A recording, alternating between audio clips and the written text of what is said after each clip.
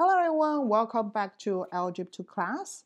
Today we are going to focus on the very last topic of this unit, which is called geometric series. In previous lesson, we talked about arithmetic series. We already know arithmetic series is talking about adding terms in the arithmetic sequence, right? So very similarly, in the geometric series, we are adding terms in the geometric sequence.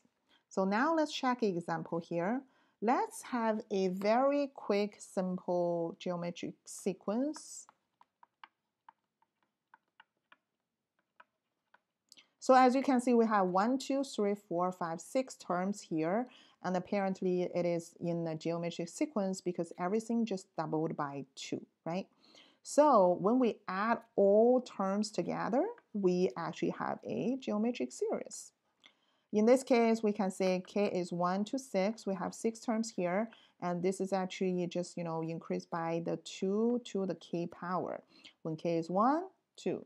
When k is 2, 4. When k is 3, 8. So this is actually geometric series, and this is actually can be write as 6, meaning we have adding 6 terms here, and this is a geometric series. So similar to arithmetic series, in geometric series we also have a formula to work on. Instead of adding all terms together, we can just work on the formula to simply generate the sum of the terms in the geometric sequence. However, in geometric series, there's two scenarios I want to share with you, so you can have a look. But we only focus on the one situation.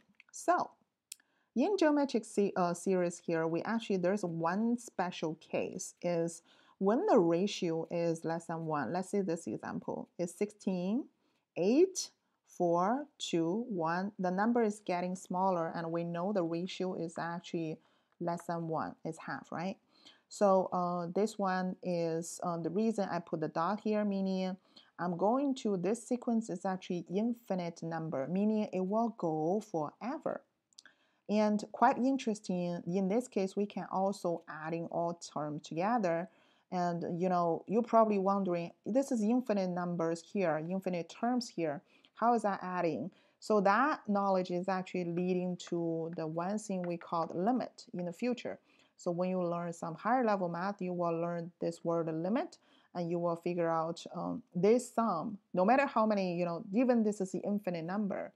And when we're adding everything together, it will quite interesting, will leading to a final answer. It will give you an answer. The C stands for a constant, so they will actually give you a specific number as a sum of all the number adding together here. But as you can see, this can be confusing, and probably your brain cannot really set up to think about this is infinite terms here. How do we even add them?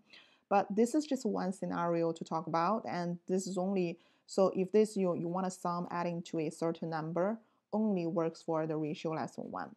But in our class in Algebra 2, we don't focus on in this situation. We don't focus on the infinite yet.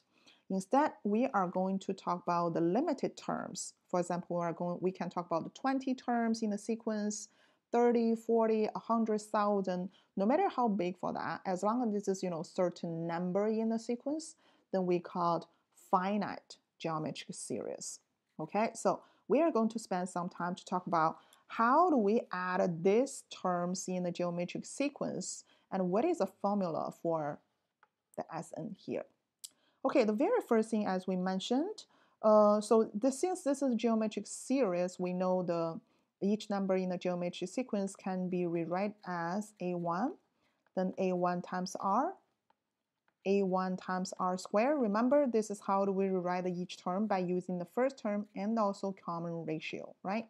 I can just keep writing until a1 r n minus 2, then a1 r n minus 1. This is the last term because an equals a1 times r to the n minus 5 power.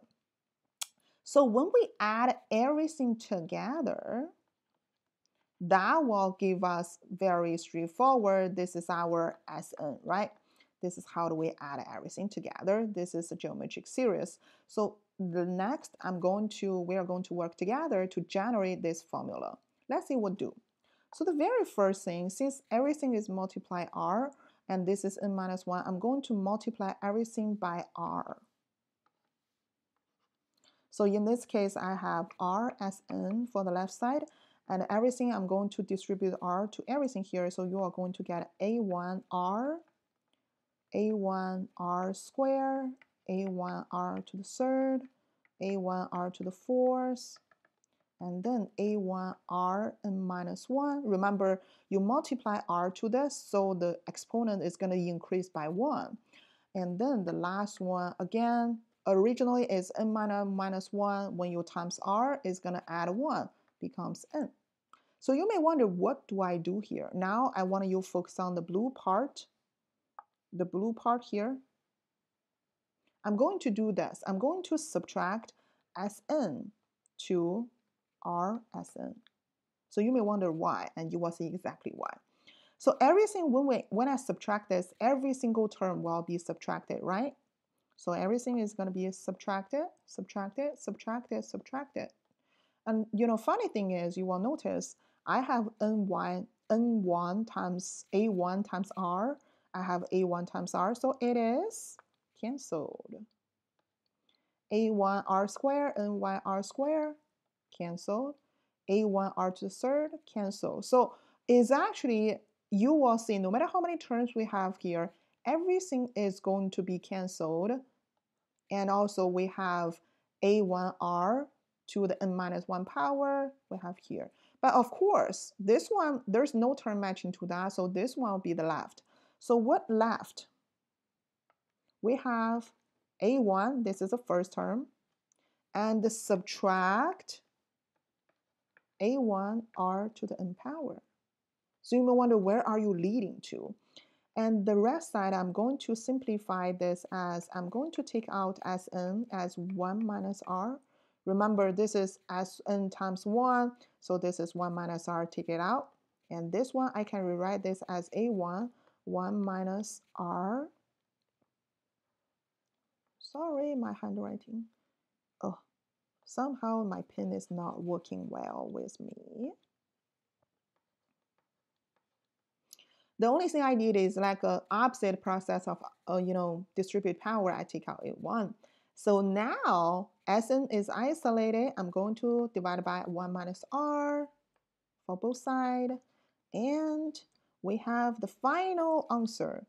Sn equals a1 times 1 minus r to the n power divided by 1 minus r. That's it. That's a formula for geometric series. But we talk about the finite, meaning we have limited terms in the sequence. Also, one thing I want to remind you, some students want to times out as a1 minus a1 times r to the n power divided by 1 minus r.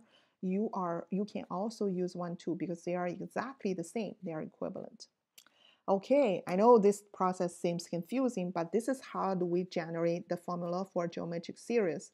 I don't want to just tell you the formula, but you can see the process, how it works. Now, in the second video, we are going to work on 2 examples together to figure out how do we use this kind of formula to figure out the answer. Okay? See you soon, everyone. Take care. We are going to see you in the second video of this lesson.